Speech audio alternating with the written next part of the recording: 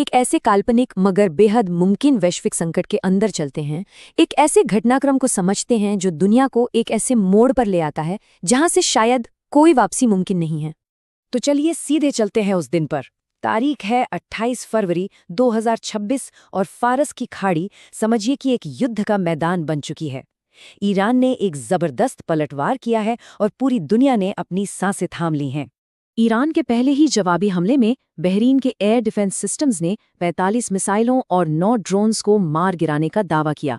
मतलब आप सोच सकते हैं कि हमले की शुरुआत ही कितनी जोरदार रही होगी। लेकिन देखिए, इतने बड़े हमले को पूरी तरह रोक पाना लगभग नामुमकिन था। अमेरिकी सेंट्रल कमांड ने भी ये कन्फर्म किया कि ईरान के जवाबी हमले में 3 अमेरिकी सैनिक मारे गए और 5 घायल भी हुए। और निशाना सिर्फ फौजी ठिकाने नहीं थे। मनामा में अमेरिकी नौसेना के बेस पर तो आग की लपटें उठी रही थीं, लेकिन साथ ही एक होटल और बहरीन इंटरनेशनल एयरपोर्ट जैसे सिविलियन ठिकानों को भी निशाना बनाया गया।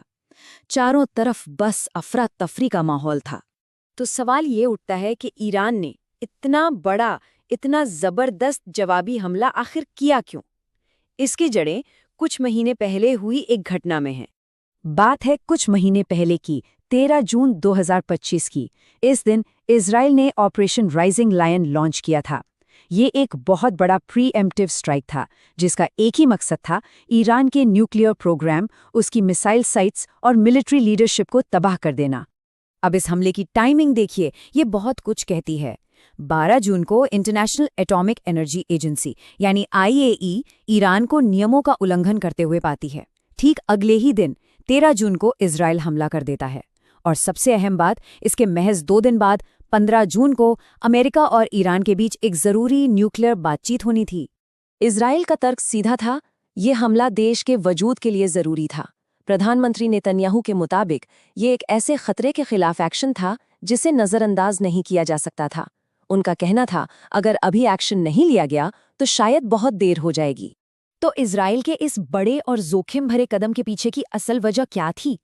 इसके लिए हमें उन आंकड़ों को देखना होगा जिनके आधार पर ये इतना बड़ा फैसला लिया गया। इस पूरे संकट को समझने के लिए एक शब्द बहुत जरूरी है, ब्रेकआउट टाइम।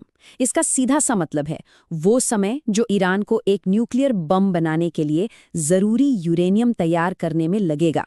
और ये ग्राफ दिखाता है कि हालात कितने ज्यादा बिगड़ चुके थे। 2025 की शुरुआत तक आते आते ईरान का ये ब्रेकआउट टाइम घटकर लगभग 0 पर आ गया था। यानी इजराइल के लिए ये करो या मरो वाली स्थिति थी, अभी नहीं तो कभी नहीं। अब ये ब्रेकआउट टाइम इतनी तेजी से कम क्यों हुआ? इसकी वजह थी 60% तक एनरिच्ड यूरेनियम के प्रोडक्शन में जबरदस्त तेजी। ये शुद्धता वेपन ग्रेड यूरेनियम के बहुत ही करीब होती है और बस इसी ने दुनिया भर के लिए खतरे की घंटी बजा दी थी। जिनसा के एक एनालिसिस के मुताबिक तो ईरान के पास सिर्फ 1 महीने में 10 न्यूक्लियर बम बनाने लायक मटेरियल तैयार करने की क्षमता आ गई थी। ये एक ऐसी कैपेबिलिटी थी जो पूरे मिडिल ईस्ट का जियोपॉलिटिकल बैलेंस बिगाड़ सकती थी। जाहिर सी बात है, जब भी मिडिल ईस्ट में तनाव बढ़ता है या जंग छिड़ती है तो इसका असर पूरी दुनिया की इकोनॉमी पर पड़ता है और सबसे पहली नज़र जाती है तेल की कीमतों पर। ईरान ने इस मामले में अपने पत्ते पहले ही खोल दिए थे। उसने साफ कर दिया था कि वो तेल को एक हथियार की तरह इस्तेमाल करेगा। चेतावनी बिल्कुल सीधी थी, अगर हम पर हमला हुआ तो दुनिया $200 प्रति बैरल तेल के लिए तैयार रहे। और ये कोई खोखली धमकी नहीं थी। जैसा कि ये चार्ट दिखाता है, स्ट्रेट ऑफ हॉर्मुज से हर रोज 2 करोड़ बैरल से ज्यादा तेल गुजरता है। इसके जवाब में IEA ने 40 करोड़ बैरल का इमरजेंसी रिजर्व रिलीज तो किया, जो कि एक रिकॉर्ड था, लेकिन ये रिजर्व भी दुनिया के इस सबसे अहम तेल रास्ते के लंबे समय तक बंद रहने की भरपाई नहीं कर सकता। मामला और भी ज्यादा तब उलझ गया जब अमेरिका ने ईरान के खार्ग द्वीप पर सैन्य ठिकानों पर बमबारी कर दी।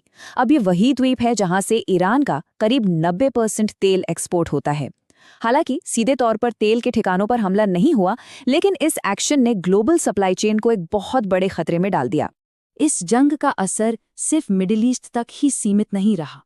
इसके झटके पूरी दुनिया के अलग अलग गठबंधनों में महसूस किए गए। मिसाल के तौर पर दक्षिण कोरिया को ही देख लीजिए। अमेरिका को अपना third missile defence system Korea से हटाकर मिडिल ईस्ट भेजना पड़ा। अब इससे सियोल की सुरक्षा की चिंताएं तो बढ़ी ही, साथ ही नॉर्थ कोरिया को भी इस डिस्ट्रैक्शन का फायदा उठाने का मौका मिल गया और उसने नई मिसाइलों का परीक्षण कर डाला।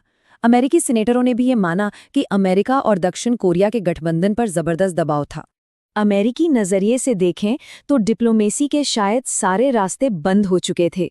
राष्ट्रपति ट्रंप का ये बयान इसी ओर इशारा करता है कि ईरान को कई मौके दिए गए, लेकिन जब कोई नतीजा नहीं निकला तो सैन्य कार्रवाई का रास्ता खुल गया। और ये सब हमें एक बहुत बड़ी सवाल पर लाके खड़ा कर देता है। जब जंग का मैदान पूरी दुनिया बन जाए और उसकी कीमत हर देश को चुकानी पड़े, तो फिर जीत का मतलब क्या रह जाता है? असल में ऐसी जंग में जीत दिखती कैसी है?